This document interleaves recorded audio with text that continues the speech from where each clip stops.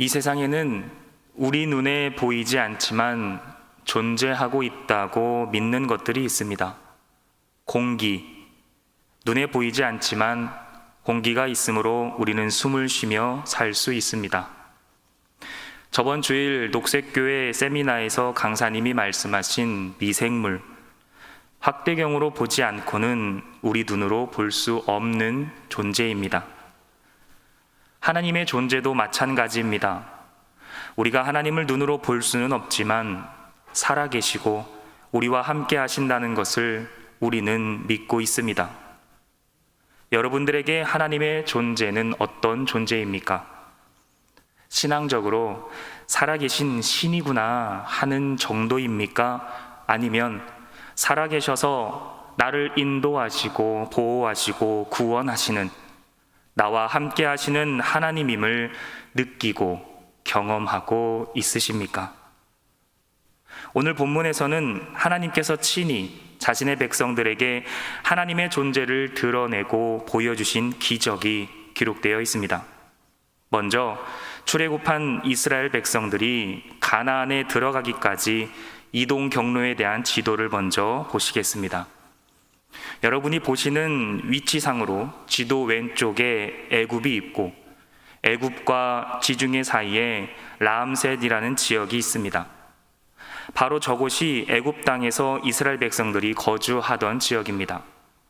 그리고 출애굽한 이스라엘 백성들의 이동 경로가 지도상에 화살표로 표시가 되어 있습니다.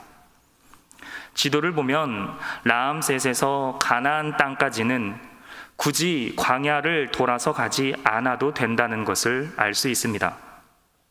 실제로 저 라암셋에서 가나안까지는 직선거리로 사람이 걸어가면 보름 정도 걸린다고 합니다.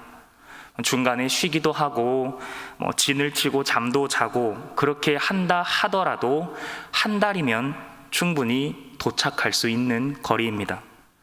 그런데 이 가까운 거리를 이스라엘 백성들은 40년이란 세월을 광야에서 보낸 후에야 가나안에 들어갔습니다. 그 이유에 대해서는 우리가 너무나 잘 알고 있습니다. 오늘 본문 말씀 앞절인 17절 하반절에 보면 만약 이스라엘과 블레셋이 전쟁을 하게 되면 이스라엘이 마음을 돌이켜 애굽으로 돌아갈까 하셨음이라. 라암셋과 가나안의 직선거리에 블레셋 족속이 있었기에 하나님께서는 그들을 피해 인도하셨다고 기록하고 있습니다. 당시 세계 최강국이었던 애굽과 유일하게 대등한 군사력을 가진 나라가 바로 블레셋이었습니다. 블레셋은 주변 족속이나 나라에 비해 철기 문화를 일찍이 받아들이고 발전시켜서 애굽을 제외한 지중해 해안가를 장악했던 족속이었습니다. 이스라엘 입장에서 본다면 10가지 재앙을 통해 간신히 애굽에서 빠져나왔는데 얼마 지나지 않아 블레셋을 마주친다면 어떤 생각을 할까요? 애굽을 피해왔더니 블레셋을 만나 여기서 죽게 되었구나. 이럴 바엔 차라리 노예로 살아갈지언정 목숨은 유지할 수 있게 되었으니 애굽으로 다시 돌아가는 게 낫지 않겠나, 이런 생각을 하지 않았을까요? 이런 이스라엘의 마음을 하나님께서는 이미 아시고 블레셋을 피해 광야길로 이스라엘 백성들을 인도하셨습니다. 앞절인 18절에 보면 그러므로 하나님이 홍해의 광야길로 돌려 백성을 인도하셨다 그래요. 결국 이스라엘 백성들은 하나님의 인도하심을 따라 기나긴 광야의 여정을 시작하게 됩니다. 오늘 본문 21절을 보면 여호와께서 그들 앞에서 가시며 낮에는 구름 기둥으로 그들의 길을 인도하시고 밤에는 불 기둥을 그들에게 비추사 낮이나 밤이나 진행하게 하셨다. 성경은 하나님께서 구름 기둥과 불 기둥으로 이스라엘 백성들을 인도하셨다 말씀하십니다. 하나님께서 이스라엘 앞에서 가셨다라는 구절의 원어의 뜻을 보면 하나님께서 이스라엘 앞에서 그들을 인도하며 계속 걷고 있었다라는 뜻이 있습니다. 너희들은 저기로 가야 해 라고 한 번만 알려주시는 것이 아니라 계속해서 끊임없이 보여주시고 알려주셨다는 의미입니다. 요즘같이 날씨가 좀 좋을 때 밖에 보면 선생님을 따라 어린이집이나 유치원 아이들이 단체로 길을 걸어가는 모습을 종종 볼 수 있습니다. 아이들 대열의 맨 앞에는 항상 선생님이 있습니다. 아이들은 앞서가는 선생님을 보고 선생님이 걸어간 그 길을 따라갑니다. 여행사를 통해 단체로 여행을 가는 사람들을 보면 맨 앞에는 팻말이나 깃발을 든 사람이 있습니다. 여행객들은 관광지가 신기하고 볼거리가 많아서 잠시 한눈을 팔 때도 있지만 다시금 앞에 있는 팻말이나 깃발을 보면 금방 대열에 합류하여 길을 잘 따라갈 수가 있습니다. 하나님께서 이스라엘 백성들 앞에 가셨다는 의미는 이스라엘이 다른 곳에 신경 쓰지 말고 앞서 가신 하나님만 바라보면 된다는 것을 의미합니다. 설령 가는 도중에 한눈을 팔아도 옆을 볼 수는 있습니다. 행여 애굽에서의 삶이 그리워 뒤를 돌아보며 머뭇거린다 할지라도 정신 차리고 앞을 다시 바라보기만 하면 언제나 앞서 가시는 하나님이 계시기에 금방 제자리로 돌아올 수 있다는 겁니다. 하나님께서는 이스라엘 앞에서 그들을 인도하셨습니다. 그리고 구름 기둥과 불 기둥으로 이스라엘을 인도하셨다 말씀합니다. 성경에서 구름과 불이 상징하는 의미가 있습니다. 구름은 첫째로 무엇을 감추었다 드러낼 때를 의미합니다. 창세기 9장 13절에서 16절을 보면 하나님이 물로 세상을 심판하신 이후 내가 다시는 물로 너희를 심판하지 않겠다 약속하시면서 언약의 증거로 무지개를 보여주시죠. 그 언약의 증거인 무지개를 구름 속에 감추었다 기록되어져 있습니다.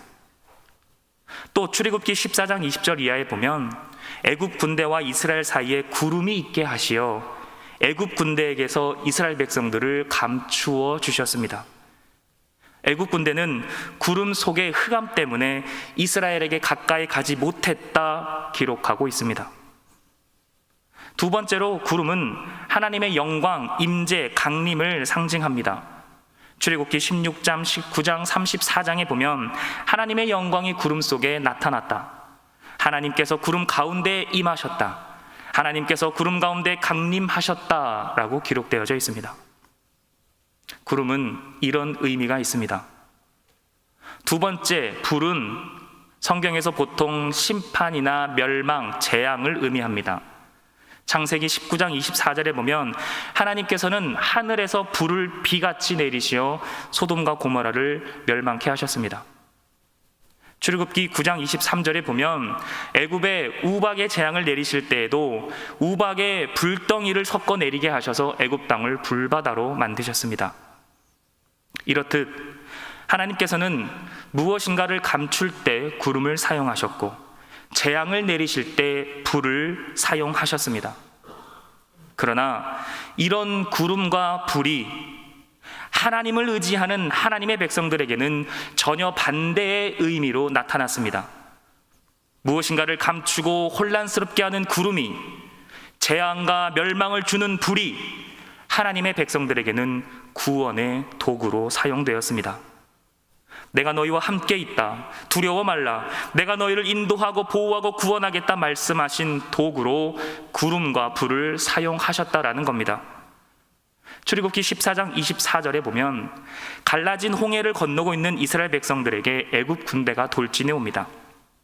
그때 하나님께서는 구름과 불을 사용하시어 애굽 군대를 어지럽게 하시고 이스라엘 백성들을 보호해 주셨습니다.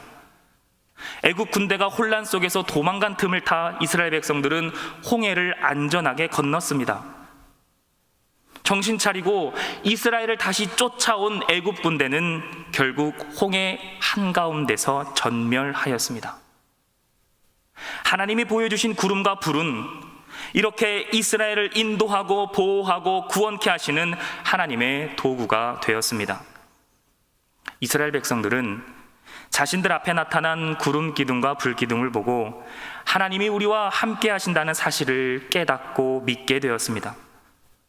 하나님의 존재에 대해 살아계신 전능한 하나님이라는 것을 경험하게 되었습니다. 사진을 보시죠. 구름 기둥과 불 기둥, 아마도 저렇게 생기지 않았을까요? 어렸을 때부터 많이 봐온 그림일 겁니다. 다음 사진을 보시죠. 지금 보는 사진들은 앞서 상상하며 그린 이미지가 아니라 구름 기둥과 불 기둥이 실제 카메라에 찍힌 사진입니다. 이렇게 사진으로 보니까 이스라엘 앞에 나타난 불 기둥과 구름 기둥의 모습이 허구가 아닌 실제로 일어난 일이었다는 것을 알 수 있겠지요. 이스라엘 앞에 나타난 구름 기둥과 불 기둥은 분명 기적이었습니다. 기적이 뭡니까? 사람이 생각할 수 있는 보통의 상식을 벗어나 신비스러운 일로서 믿어지지 않는 놀라운 일, 이것이 국어사전에 정의되어 있는 기적의 의미입니다. 말도 안 되는 놀라운 일이지만 실제로 우리 삶에 보여지고 나타난 것을 기적이라고 말합니다. 그렇다면 성경에서 말하는 기적은 무엇일까요? 사람이 생각할 수 있는 보통의 상식을 벗어나 신비스럽고 믿어지지 않는 일로서 실제 나타나고 보여지는 하나님의 계획하심과 일하심이 바로 성경에서 말하는 기적입니다.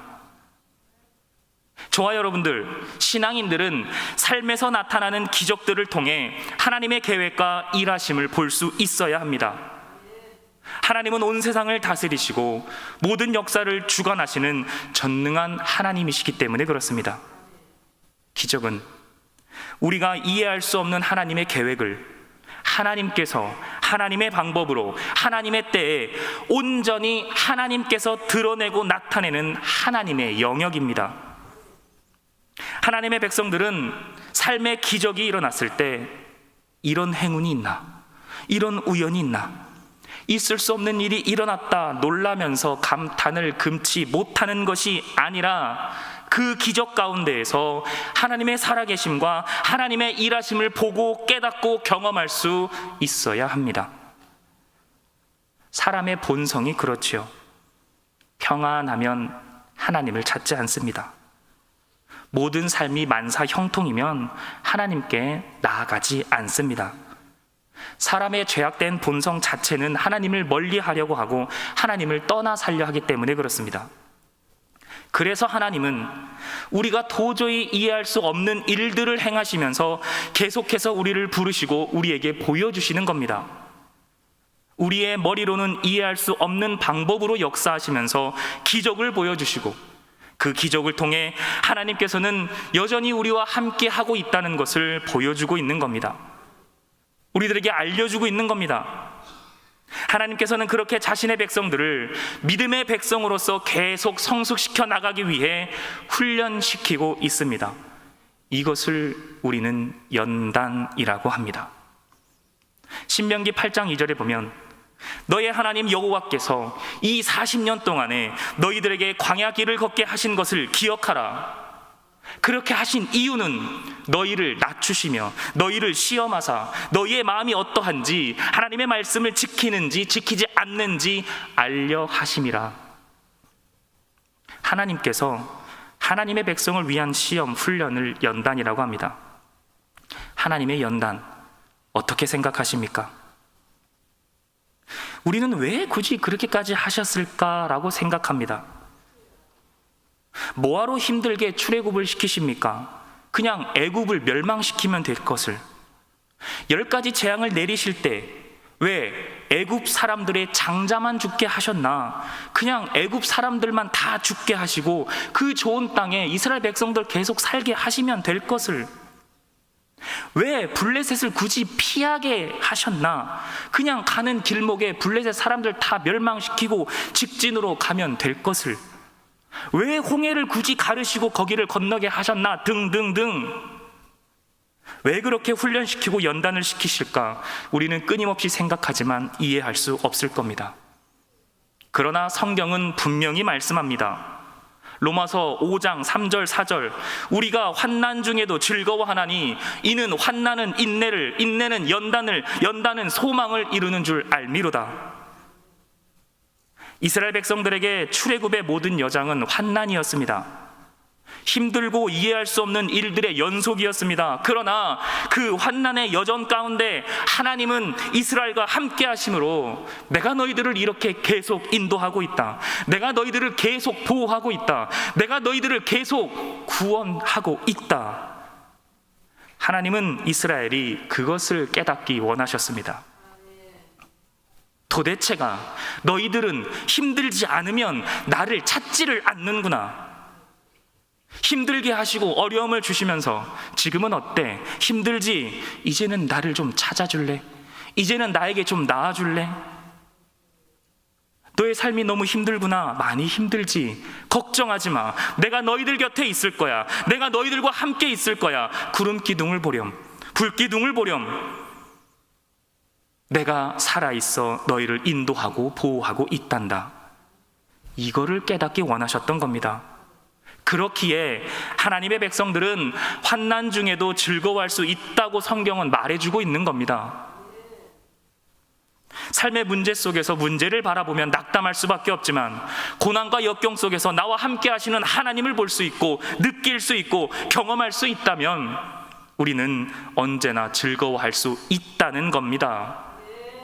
어렵고 힘든데 즐거워해야 돼 라는 말이 아니라 어렵고 힘들지, 내가 너와 함께 하잖아, 이겨낼 수 있어 라고 말씀해 주는 게 바로 우리 하나님의 말씀입니다. 하나님을 의지하기에 우리는 인내할 수 있는 것입니다. 결국 인내는 연단을 이루고 연단은 소망을 이룬다 말씀하셨습니다. 40여 년간의 광야 생활의 연단을 통해 이스라엘은 하나님께서 약속하신 가나안 땅 입성이라는 소망을 이룰 수 있었습니다. 하나님께서 베푸신 이런 기적이 언제까지 이스라엘과 함께 했을까요? 본문 마지막 22절입니다. 구름과 불이 백성 앞에서 떠나지 아니하니라. 이 구절을 원어로 보면 단어 하나가 빠져 있습니다. 영원히라는 말입니다. 구름 기둥과 불 기둥이 백성 앞에서 영원히 떠나지 아니하니라. 말씀을 잘 생각해 보십시오. 영원히 떠나지 않는다. 그렇다면 오늘날에 하나님의 백성들 앞에 구름 기둥과 불 기둥이 보이십니까? 오늘을 살아가는 저와 여러분들에게 구름 기둥과 불 기둥은 무엇입니까? 광야의 여정 가운데 이스라엘은 오직 구름 기둥과 불 기둥이 인도하는 곳으로만 갔습니다. 신명기와 민수기를 보면 구름과 불이 머무는 곳에 이스라엘도 함께 머물면서 진을 치고 멈췄고, 구름과 불이 움직이면 그때서야 이스라엘도 함께 진군했다라는 구절이 20구절도 넘게나 나옵니다. 이 말인즉슨 본문의 말씀처럼 구름과 불이 언제나 이스라엘 앞서 운행했으며 그들을 떠나지 않았다는 것을 의미하죠. 광야에서는 구름과 불을 보고 진군했다면 요단강을 건너 가나안에 들어갈 때는 무엇을 보고 진군했을까요? 법궤였습니다. 광야에서는 구름과 불을 보고 진군했지만 가나안을 목전에 두고는 법궤를 따라 이스라엘이 이동하고 진군했습니다. 불기둥과 구름기둥은 사라졌지만 하나님께서는 하나님의 임재를 상징하는 법궤를 통해 이스라엘을 인도하셨습니다. 그렇다면 오늘날은 어떻습니까? 불기둥도 안 보이고 구름기둥도 안 보이고 법궤는 사라졌습니다. 무엇이 여러분들을 인도하고 있습니까? 여러분들의 신앙의 여정 앞에는 무엇이 있습니까? 여러분들은 무엇을 보고 신앙의 길을 걸어가고 있습니까? 말씀입니다.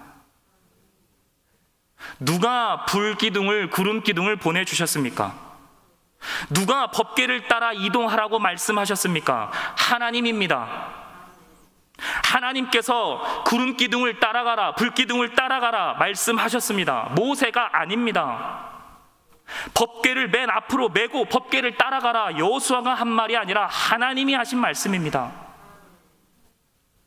우리가 구름기둥, 불기둥, 기적 이야기를 하고 있지만 구름이냐 불이냐가 중요한 것이 아닙니다.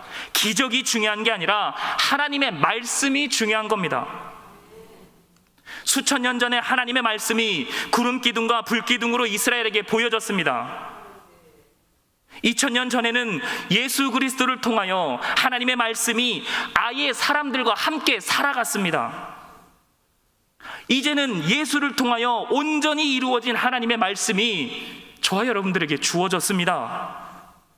하나님의 말씀이 우리 삶을 앞서 우리를 인도하는 삶의 기준이자 잣대임을 기억하시기 바랍니다. 언제든 말씀을 볼 수 있고 언제든 예배당에 나와 말씀을 들을 수 있는 것, 이것이 기적 아닙니까? 이것이 하나님의 은혜가 아닙니까?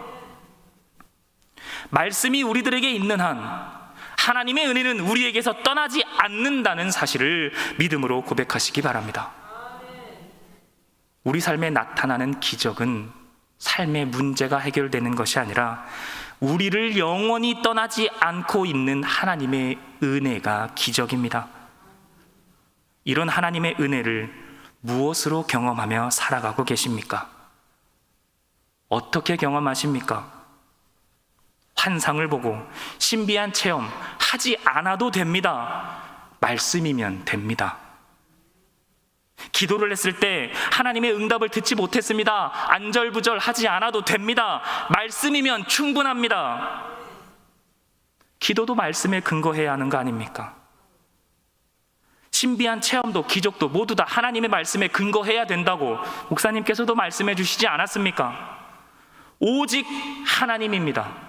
오직 말씀입니다. 우리 광주 베들교회 모든 성도님들은 오직 하나님의 말씀을 통해서 우리에게서 영원히 떠나지 않는 하나님의 은혜를, 하나님이 우리에게 보여주시는 기적을 늘 누리며 살아갈 수 있기를 소망합니다. 기도하겠습니다. 여전히 살아계셔서 모든 역사를 주관하시고 믿는 자들의 안위를 인도하시고 보호하시는 아버지 하나님, 오늘도 우리는 여전히 하나님 앞에 나아왔지만 우리 삶에 기적을 바라고 있지는 않는지 돌아봅니다.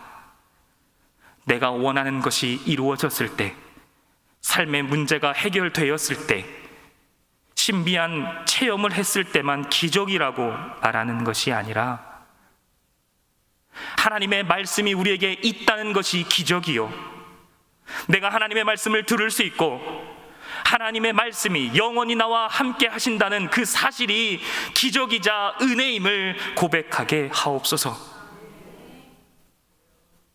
하나님의 자녀로 부르신 가운데에 기적을 바라기보다 이미 우리에게 주어진 기적 안에서 하나님의 말씀으로 살아가는 주의 백성들이 다 되게 하여 주옵소서. 감사하며 예수님의 이름으로 기도드리옵나이다. 아멘.